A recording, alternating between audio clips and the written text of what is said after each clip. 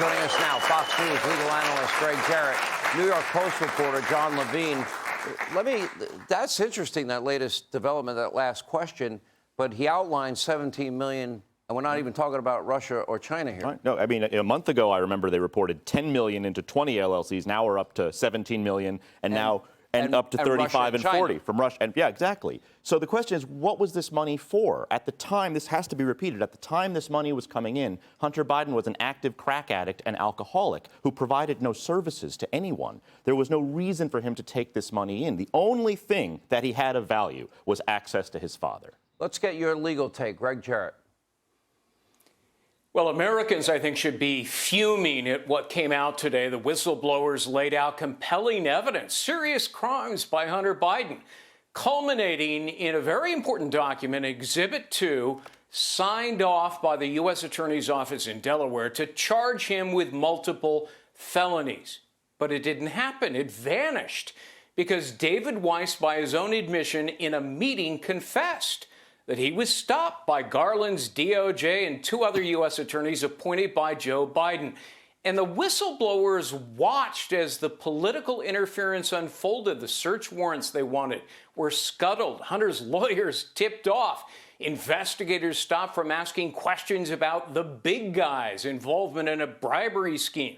They were forbidden from even looking at the laptop, and their plan to talk to Hunter, that was aborted. And of course, as you saw, the statute of limitations allowed to lapse. Special counsel was rejected. And, Sean, roadblocks were set up at every turn. This is the definition of corruption by our own government, a cover-up. Yeah. Let me go over, Jim Jordan put it really well today, John. Yep. He said 3 different positions, talking about the prosecutor Weiss, right, in 33 days. 3 different positions as it relates to...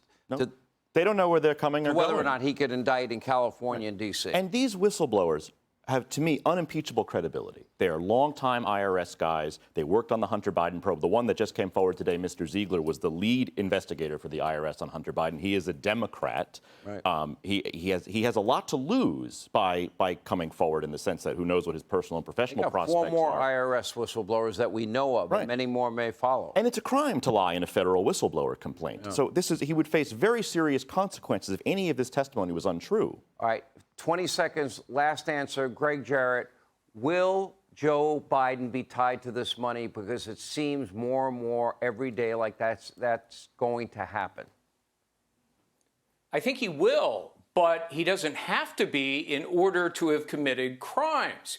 It is a crime for a public official to confer a benefit on a foreign entity in exchange for money to himself or his family. He doesn't have to receive anything to have committed a whole host of crimes. If you give Ukraine $1 billion, if they fire a prosecutor so your son can make money in a field he has no experience in, I think that might qualify. It's a violation of the Foreign Corrupt Practices Act. It's a crime. It's a felony. Gregg, Jarrett, thank you. John, great to see you, man. Thank you. Hey, Sean Hannity here. Hey, click here to subscribe to Fox News YouTube page and catch our hottest interviews and most compelling analysis. You will not get it anywhere else.